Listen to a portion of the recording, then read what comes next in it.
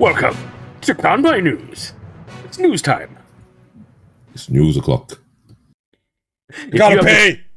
Oh my god. If you've got the time, we've got the news. Zeno apparently doesn't have the time because he has to pee, so we'll get through the news really fast.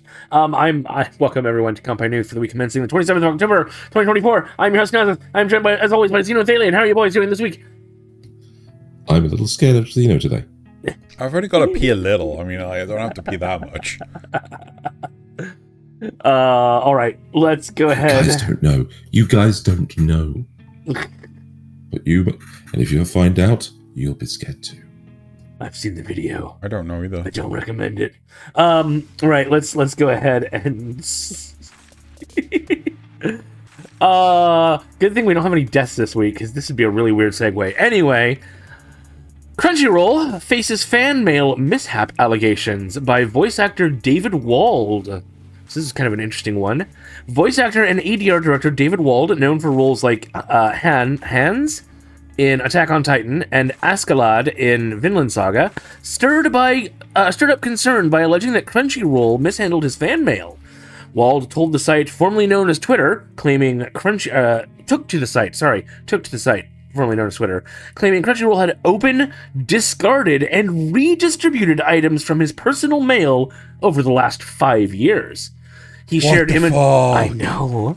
He shared images of package contents reportedly taken from Crunchyroll's freebie table and claimed that items were returned to him after the USPS and a fan provided proof of the delivery.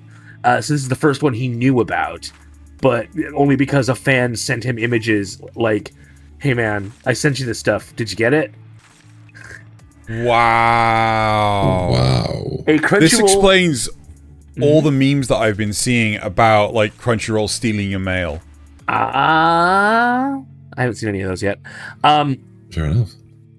A Crunchyroll spokesperson stated the company is investigating, emphasizing that any fan mail should be sent directly to the talent or their management. Wow. Right. So anything care of is not a good idea. Yeah, send it directly to your the person you would like, or their representative. Mm-hmm. Right. So next up, Japan's online video industry is set for major growth. A new report from Media Partners Asia predicts Japan's online video industry will see a 7% annual growth rate, climbing to a 45% share of screen revenue by 2029, which is up from 35% in 2024. Valued at $15.3 billion by 2099, online video growth will be driven by user-generated and social content, with major platforms like Netflix and Amazon also contributing. The anime sector continues to dominate, earning $2.5 billion in Japan in 2023, accounting for over 8% of the nation's screen revenue, with streaming making up half of anime's monetization. Wow. Anime has also claimed 117 of the top 200 titles on SVOD platforms, streaming video on demand platforms, in Japan for 2024, showing its impressive hold on viewership. Traditional TV is dead! Wow. Wow. Right, moving on to the next story. Steins Gate reboot game announced. This is an update to a story from last week at the Steins Gate 15th Live One World event. Oh, sorry, Mages is the name of the company. Yes, Mages period. Unveiled Steins Gate Reboot, a fresh game in the iconic franchise set to launch in 2025. Building on the original 2009 Steins Gate game, this new entry will feature enhanced graphics and story updates with character designs by the returning artist UK. While Mages has yet to confirm the game's platform, fans can enjoy the anniversary teaser visuals of the 15th anniversary video, which aired October 15th, teasing that Steins Gate will continue. Since debuting in 2009, Steins Gate has grown to include anime adaptations, sequels, and even Hollywood live-action adaptation announcement in 2020. I did not hear about that last one. Neither did I don't remember that either. Yeah, a Hollywood live action. Let me just. That has potential, but Yeah, there you Maybe go. it's also announced in 2020. Oh no, wait, no. No, line above. Hollywood live action adaptation. Yeah, wow. But okay, so it's only been announced. It hasn't gone anywhere. Right. So, Kodansha apologizes for controversial Kōsaku Shima chapter. So I've never heard of this manga. This is just an interesting story because of what the controversy is. Kodansha's Morning magazine, along with manga creator Kenshi Hirokane, issued an apology after the latest chapter of Shagai Torishimariyaku Shima Kōsaku stirred controversy.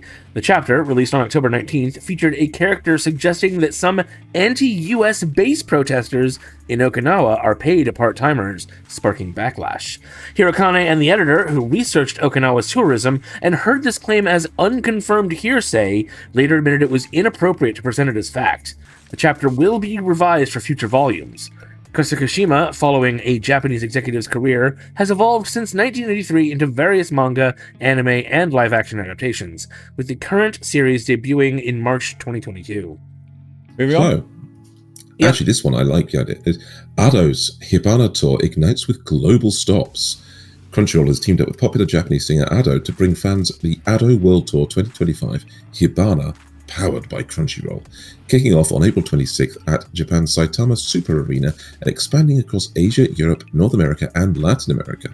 Fans can catch her unique vocal energy at iconic venues like London's O2 Arena, LA's Crypto.com Arena, and Mexico City's Arena Ciudad de Mexico.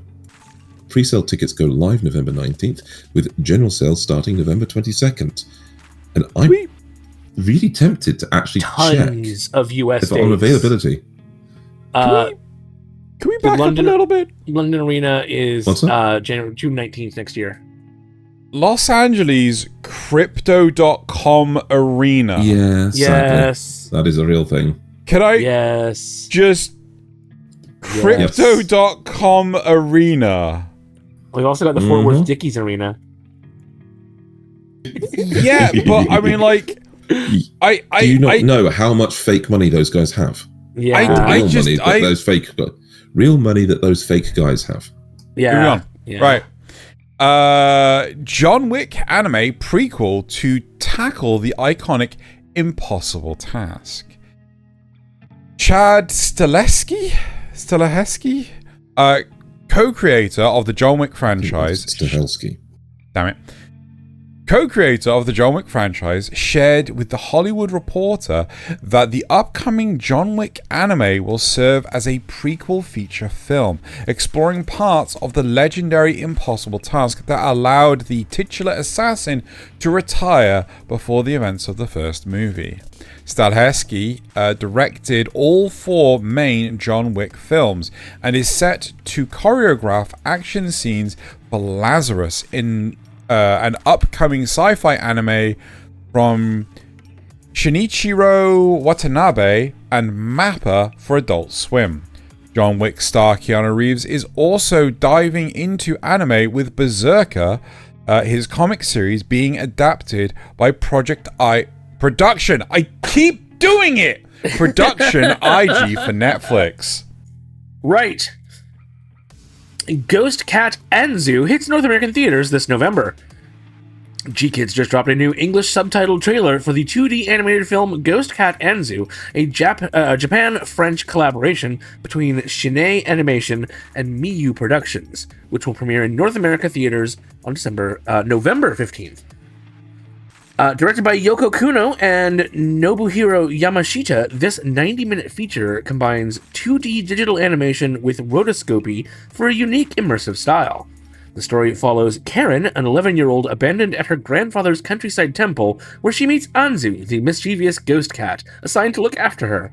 Featuring music by Keiichi Suzuki and a theme song by Shaiki Sato, Ghost Cat Anzu had a work-in-progress screening at Annecy this past June and promises a heartwarming tale of friendship and self-discovery. That was Chiaki Sato. Oh, sorry. The voices are a little weird. Like, they kind of sound like they're recorded in rooms with echo in the background. I don't know if that's just, like, not finished audio, but other than that, this looks... Or if it's intentional. It could be. Interesting. But it looks really good. Indeed. Anyway.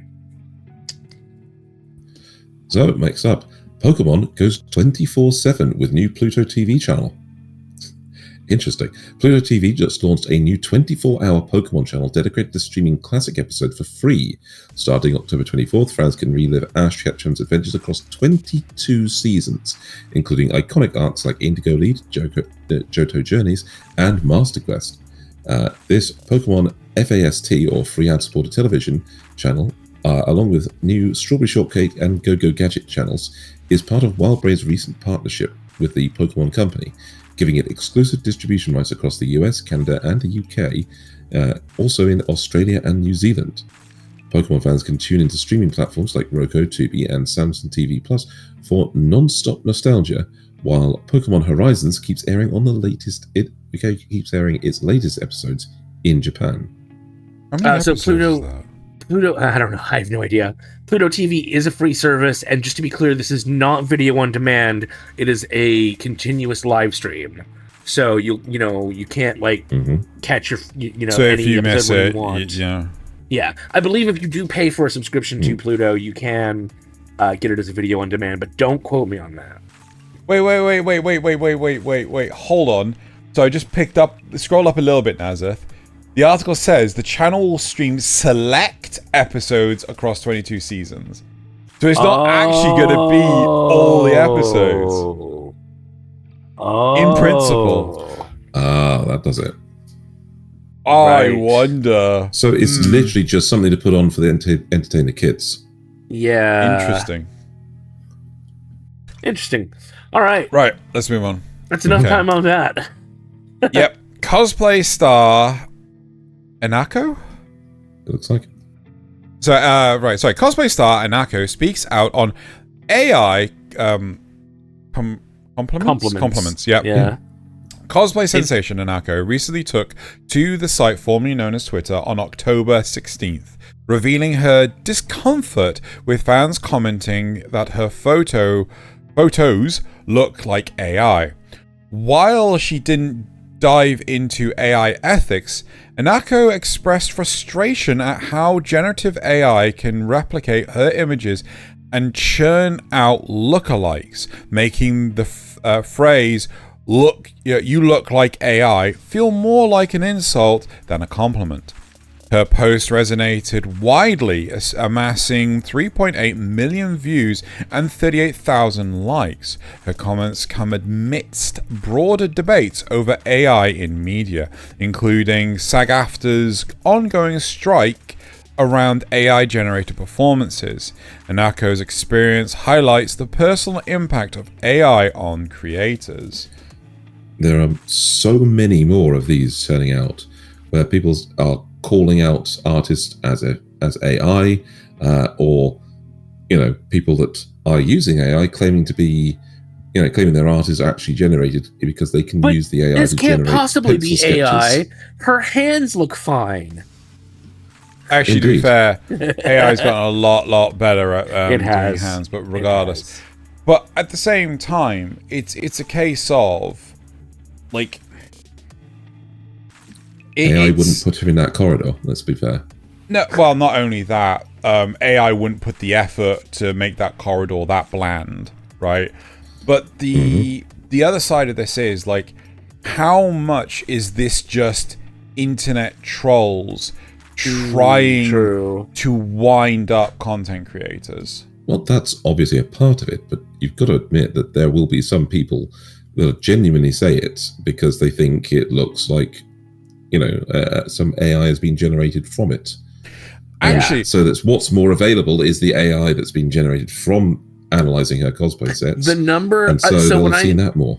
When I've been looking up resources for Notice Me Senpai, a little bit of a tangent, the number of stable diffusion images I've started seeing pop up in the results, the search results, is incredible. And it's like, this does almost look like it's from the actual anime. I'm so glad there's a link here that says stable diffusion. Yeah. Right, so something much more wholesome. Yūichi Nakamura celebrates epic gaming achievement. Yūichi Nakamura, renowned for his voice acting, recently had a major gaming milestone by collecting every commercially released Super Famicom game in box, surpassing 1,400 titles. He shared this achievement during a live YouTube stream on October 17th, where he celebrated his success as a quintessential otaku with hobbies like Gunpla and video games. Nakamura later confirmed his feat on his account formerly known as Twitter. It's important to note that while the Super Famicom is the Japanese version of the Super Nintendo, not all regions receive the same games, making his collection exclusively Japanese. An image he posted earlier shows a mix of sealed and unsealed boxes, showcasing his impressive dedication to gaming history. So that's part of the collection, and then that's the whole thing. Oh, that's dedication. 1,400 boxes. Wow. Not to mention all this stuff over on the side. Yeah. Yes. And that's the man himself. There you go. Well, actually, that's oddly, I would expect that from him. Is it me, or does that look like famed Twitch streamer Joey Zero? A little bit. Yeah. I can see it. I can see it. But then again, Joey is also the kind of person I would expect to collect an awful lot of one specific thing. Yes. Touché. All right, to round up the actual news, get ready for a treasure trove of anime and manga releases hitting the shelves on October 22nd. Here's what to expect from anime on Blu-ray. They include Afro Samurai Resurrection Director's Cut for $15, Bleach 1,000 Year Blood War The Separation at $45, The Most Heretical Last Boss Queen from Villainess to Savior for $70, Ninja Scroll Limited Edition Steelbook also at $70, and Outlaw Star for $50. Interesting. I'm a little surprised Outlaw Star is that much. In print manga, several exciting titles are coming out, including Akko and Bambi, graphic novel 3 for $15, Blue Lock Season 1 Part 1 box set at $78, and My Dress Up Darling graphic novel 12 for $15, and Rent a Girlfriend graphic novel 27 at $13. In digital manga, don't miss these titles going digital, Akko and Bambi graphic novel 3 for $7, Boys Abyss graphic novel 7 at $10, Parasite Full Color Collection graphic novel 8 for $14, and in print novels, the new novels include Banished from the Hero's Body, I Decided to Live a Quiet Life in the Countryside, novel 12 for $15, and Raven of the Inner Palace, novel 7 at $16. There you go. And a bunch of other ones that we didn't list. Yep. Yes, go to the site to have the link in the description for the full listing so you can find anything that appeals to you. Right. If those didn't. And now it's time to move on to the fact or rumor section of the show. So we got a few, and we're going to start with Apothecary Diaries Season 2 is airing January 2025. And this is a fact. Nice. The Apothecary Diaries Season 2 is officially set to premiere on January 10th, 2025. Toho Animation and OLM announced this release date during a recent event, showing that the season will air on Nippon TV's Friday Anime Night block and stream on Crunchyroll for international audiences.